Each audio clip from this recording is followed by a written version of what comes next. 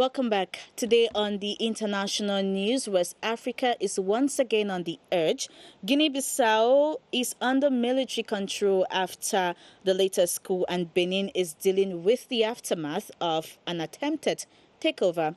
These events raise new questions about the region's stability and the effectiveness of ECOWAS in preventing this growing wave of political unrest. To help us understand what is happening and what it means for the region, we are joined by a researcher in international relations, Vincent Alatawa.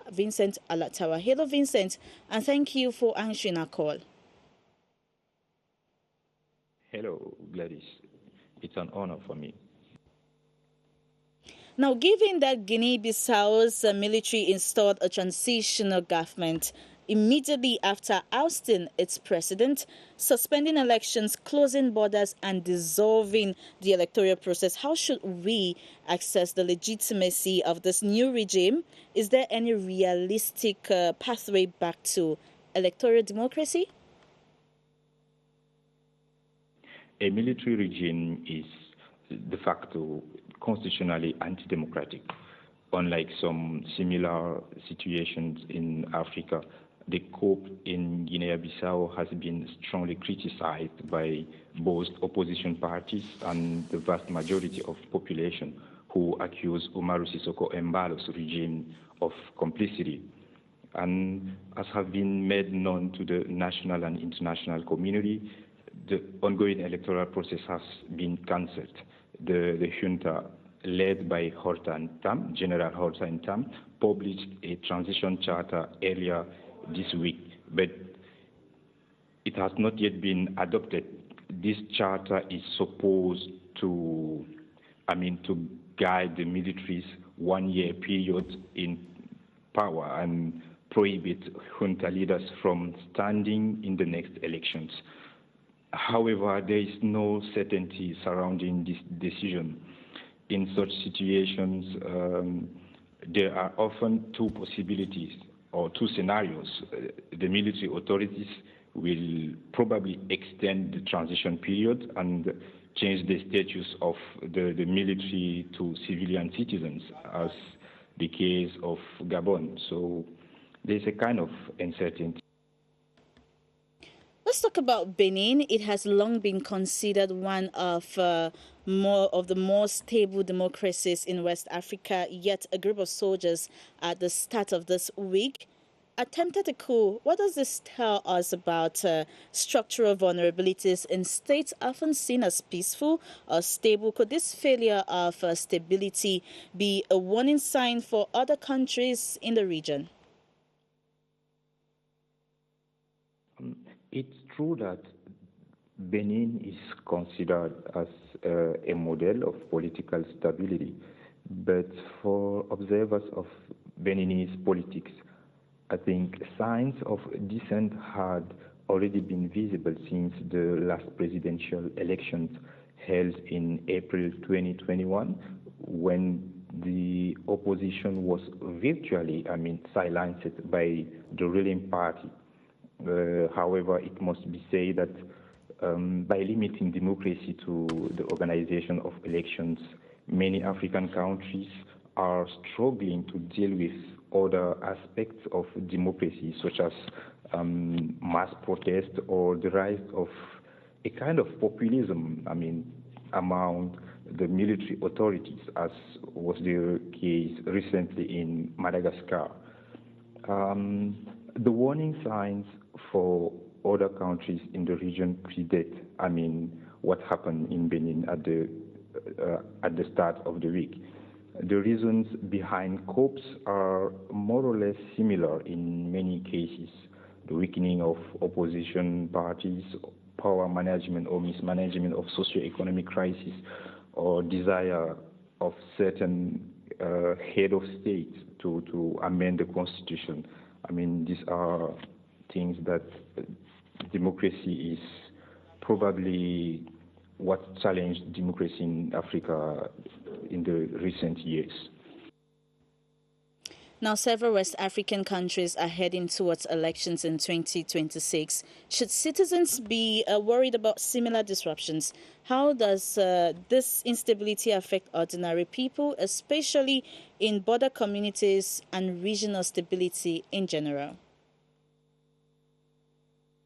I think electoral crises are a real source of concern for people, for citizens, but there's a kind of surprising situation.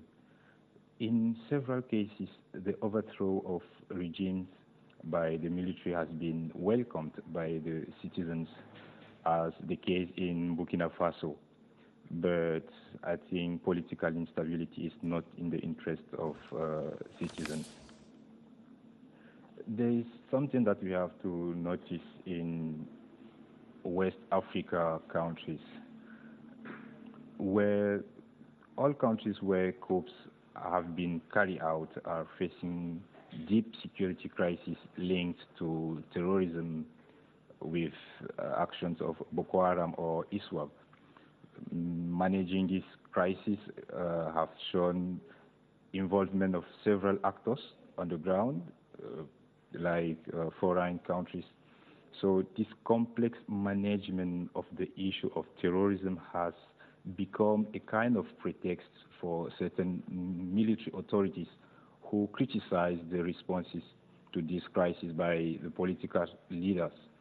It's clear that this has a negative impact on the economic and social life of the citizens, as we have recently seen with the blockade in Mali with the fuel supply convoys.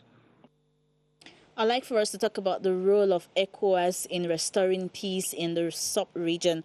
Now, it has condemned the coup in Guinea-Bissau by suspending the country from its decision-making bodies, while in Benin, it swiftly authorized deployment of a standby force to support the government. Does this inconsistent approach strengthen or undermine ECOWAS's power or credibility as a guarantor of constitutional order across West Africa? And what does regional solidarity really mean if ECOWAS seems constrained by politics and geopolitics?